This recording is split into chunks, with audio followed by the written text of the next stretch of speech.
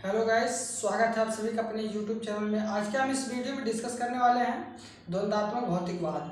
हम MA sociology first year second semester का जो है सिलेबस के अनुसार हम आपको, जैसा कि मैंने आप लोगों को सिलेबस जो है प्रोवाइड कर दिया है, उसके अनुसार हमने आपको पहले टॉपिक के बारे में हम आज डिस्कस करने वाले हैं। जैसा कि मैंने आप लोगों को कार्ल मार्क्स के बारे में बता दिया था, आज हम जानेंगे उनके द्वंद्वात्मक भौतिकवाद क्या है। तो कार्ल मार्क्स का द्वंद्वात्मक भौतिकवाद क्या है। तो आज ये है आपका पहला यूनिट। द्वंद्वात्मक भौतिकवाद का क्या है, ये कार्ल मार्क्स का जो है पहला यूनिट था। तो पहले यूनिट में हम पहले टॉपिक के बारे में बात करेंगे। जैसा कि आपने द्वंद्वात्मक भौतिकवाद क्या देख रहे हैं, द्वंद्वात्मक भौतिकवाद। द्वंद्वात्मक का मतलब होता है विपरीत, ठीक है। द्वंद्वात्मक का मतलब होता है विपरीत। समाज में कोई भी अगर जो कार्य हो रहा है तो कुछ लोग विरोध करते हैं, कुछ लोग उसका सहयोग करते हैं। तो वो जो भावना होती है विपरीत की, तो वही जो है द्वंद्व होता है। द्वंद्व समाज में द्वंद्वता देखने को हमें मिलता है बहुत। उसको आप प्रत्यक्ष रूप से देख सकते हैं, नंगी आंखों से आप उसको देख सकते हैं, महसूस भी कर सकते हैं कि हाँ द्वंद्वात्मक हो रहा है या नहीं हो रहा है, ठीक है। तो द्वंद्वात्मक का मतलब होता है विपरीत। कुछ लोग सहयोग करते हैं, कुछ लोग नहीं सहयोग करते हैं। तो वही जी कह रहा है कि एक विचारधारा दूसरी विचारधारा का खंडन करती है और इस तरह ज्ञान के क्षेत्र में द्वंद्व चलता रहता है। और जो कुछ अस्तित्व में है वह अंततः भौतिक है। जो कुछ हमारे मानव जीवन में है वह क्या है, भौतिक है। जैसे कि मैंने आप लोगों को बताया कि विपरीत, तो यहाँ पर कहा है कि एक विचारधारा दूसरी विचारधारा को क्या करती है, खंडन करती है। तो वो जो प्रक्रिया होती है उसी को द्वंद्व कहते हैं। क्या कहते हैं, द्वंद्व कहते हैं। समाज में कोई भी कार्य हो रहा है तो कुछ लोग उसका सहयोग करेंगे और कुछ लोग उसका असहयोग करेंगे। जैसे मैं एग्जांपल लूँ कि जो है हमको कोई आदेश दे रहा है पढ़ने के लिए, या किसी बच्चे को कोई आदेश दे रहा है पढ़ने के लिए और उस बच्चे का मन क्या कर रहा है कि हम नहीं पढ़ेंगे। तो ये व्यक्ति जो आदेश दे रहा और वो बच्चा जो पढ़ने के लिए नहीं कह रहा, तो यानी जो भावना उससे उत्पन्न होती है विपरीत की, वह क्या कहलाती है, द्वंद्व कहलाती है। और यही इसी को हम क्या कहते हैं, द्वंद्वात्मक भौतिकवाद कहते हैं, ठीक है। तो यहाँ पर यह फिर कह रहे हैं द्वंद्वात्मक भौतिकवाद के दर्शन को, द्वंद्वात्मक भौतिकवाद का जो दर्शन है वह कार्ल मार्क्स इतिहास पर लागू करते हैं। किस पे लागू करते हैं, इतिहास पे लागू करते हैं। उन्होंने द्वंद्वात्मक भौतिकवाद को दृढ़तापूर्वक कहा कि विचार और पदार्थ दोनों जुदा हैं, और जुदा ही नहीं बल्कि परस्पर क्या है, विरोधी भी है। परस्पर विरोधी है। पदार्थ और विचार, जो हम सोचते हैं, जो हम व्यक्त करते हैं, वह क्या है, हमारा विचार है किसी चीज के बारे में। जैसे मैंने कहा कि आप वोट इस कैंडिडेट को दीजिए, तो हमने अपना विचार व्यक्त किया। हमने कहा कि ये पुस्तक यहाँ से यहाँ तक यहाँ रख दीजिए, ये हमने विचार व्यक्त किया कि ये पुस्तक यहाँ से यहाँ तक रख दीजिए। हमने विचार किया कि हमें कल मुंबई जाना है, हमें कल दिल्ली जाना है, हमें कल हैदराबाद जाना है, हमें कहीं और जाना है, ठीक है। तो हमने ये विचार व्यक्त किया कि हमें कहीं ना कहीं जाना है। और पदार्थ जिसके बारे में हम कह रहे हैं, तो कह रहा है परस्पर विरोधी भी है, और विरोधी नहीं और क्या है, जुदा ही नहीं, परस्पर क्या है, विरोधी भी है। अब देखिए इन्होंने कहा, कार्ल मार्क्स कहते हैं परस्पर विरोधी में एकता। जहां पर परस्पर विरोधी में एकता पाई जाती है वहीं समाज का विकास होता है। संसार में ऐसा कोई भी वस्तु नहीं है जिसमें परस्पर विरोधी ना हो। जब समाज में विरोधी हो सकता है तो और अन्य वस्तुओं में क्यों नहीं हो सकता है। और जब तक समाज में परस्पर विरोधी नहीं होगा तब तक समाज का विकास नहीं होगा, ठीक है। तो समाज में परस्पर विरोधी देखने को मिलता है, और परस्पर विरोधी में ही एकता होती है। क्या होती है, एकता होती है। और एकता के कारण ही समाज कहीं ना कहीं ग्रोथ करता है, विकास करता है, प्रगति की ओर बढ़ता है।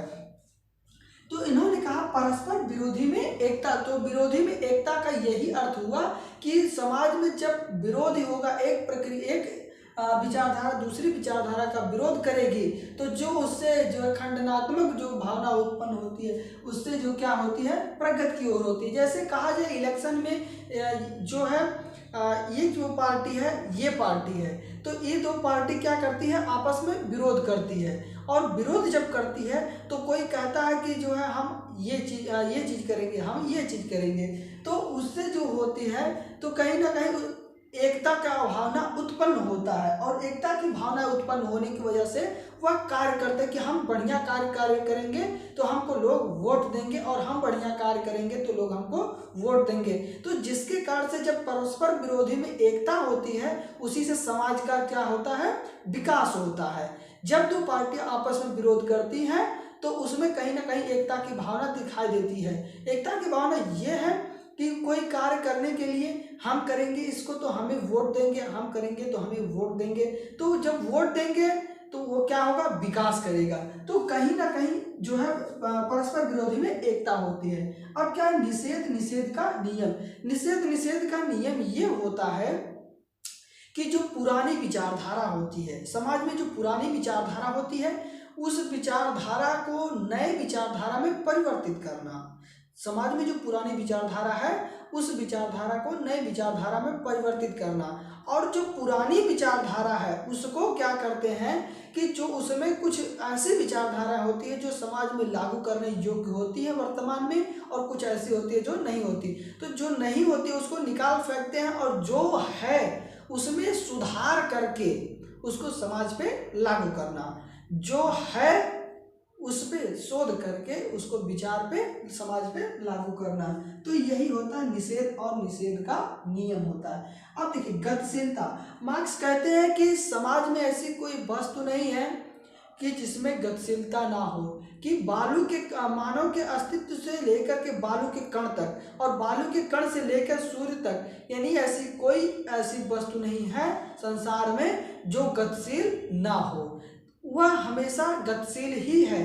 कोई ना, हर एक वस्तु गतिशील है। हम चल रहे हैं तो वो भी गतिशील, यानी कोई संसार में मार्क्स कहते हैं कि ऐसा कोई वस्तु नहीं है कि जो गतिशील ना हो। ठीक है, तो हर एक वस्तु क्या होती है, गतिशील होती है। अब द्वंद्ववाद के कुछ लक्षण हैं।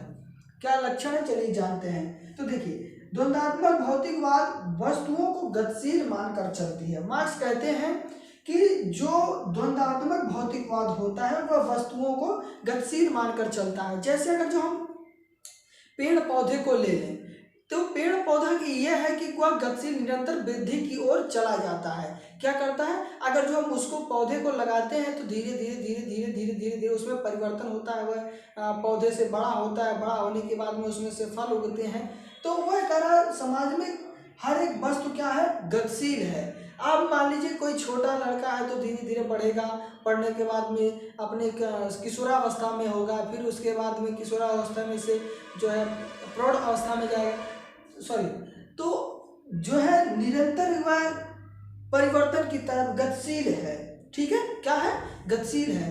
कोई वस्तु ऐसी नहीं है जो गतिशील ना हो, यानी कोई पेड़ की जड़ की तरह नहीं है कि वह गतिशील नहीं है, कि बाकी सब हर एक चीज आपको गतिशील ही मिलेगी। अब देखिए दूसरा पॉइंट इन्होंने रखा है, पदार्थ के अंतर विरोधी से ही द्वंद्व होता है।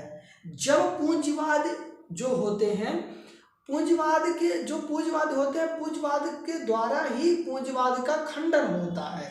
जो पूंजवादी होते हैं, पूंजवाद के द्वारा ही उनका खंडन होता है। और जो है अंतर विरोधी यानी आपस में विरोधी, ठीक है, जैसे आपस में ही विरोधी, तो पूंजवाद का ही जो खंडन होता है वह पूंजवाद ही करता है। जैसे कोई पूंजवाद जो कंपनी द्वारा, अगर जो छोटा कंपनी है तो वह ज़्यादा रकम कमा रहा है, तो उससे कोई बड़ी कंपनी आ गई तो उसका उससे ज़्यादा रकम कर, तो आपस में जो विरोधी है वही भावना क्या कह रही है कि पदार्थ के अंतर विरोधी से ही द्वंद्व होता है। यानी द्वंद्व होता है जब एक पूंजवाद दूसरे पूंजवाद का मुकाबला करता है, कि वह कहता है कि हम ज़्यादा हैं और वह कहता है हम ज़्यादा हैं, तो आपस में विरोधाभास होता है। तो वह जो विरोध होता है वह क्या कहलाता है, अंतर विरोधी द्वंद्व कहलाता है। अब देखिए विकास का माध्यम संघर्ष है, विकास का माध्यम ही संघर्ष है। यानी मार्क्स कहते हैं कि जो देश विकास किया है वह संघर्ष किया है। ठीक है, जो देश विकास किया है वह संघर्ष किया है, और संघर्ष का ही माध्यम है विकास। ठीक है, समाज में आप देखते होंगे कि जो लोग ज़्यादा मेहनत करते हैं वही सफलता को प्राप्त करते हैं। तो कहा या मार्क्स ये कहते हैं कि जो संघर्ष करेगा वही जो है विकास की ओर बढ़ेगा। तो ये वीडियो, आई होप ये वीडियो आप लोगों को पसंद आएगा। तो वीडियो पसंद आए तो चैनल को सब्सक्राइब कर दें और बेल आइकन को प्रेस करें ताकि आने वाली वीडियो का नोटिफिकेशन आप तक तुरंत पहुंचे। और अधिक जानने के लिए हमारे इंस्टाग्राम चैनल को आप फॉलो कर सकते हैं। तो हम आपको इंस्टाग्राम का चैनल आपको लिंक में डिस्क्रिप्शन में दे देंगे, आप उसको जाकर के देख सकते हैं। तो ये हमारा पहला यूनिट द्वंद्वात्मक भौतिकवाद जो है पहला टॉपिक खत्म हो गया। अब हम अगले टॉपिक में पढ़ेंगे जो है ऐतिहासिक भौतिकवाद। हमने द्वंद्वात्मक में पढ़ा कि द्वंद्वात्मक का अर्थ ही होता है कि विपरीत। हमने आपको बार बार रिपीट करके बता रहे हैं कि द्वंद्वात्मक का मतलब होता है विपरीत होता है। विपरीत का मतलब होता है एक विचारधारा दूसरी विचारधारा का खंडन करती है। ठीक है, तो आई होप वीडियो पसंद आए तो चैनल, अभी तो चैनल को सब्सक्राइब नहीं किया तो चैनल को सब्सक्राइब कर दें। मिलते हैं नेक्स्ट वीडियो में, तब तक के लिए जय हिंद, जय Bharat, take care, bye bye.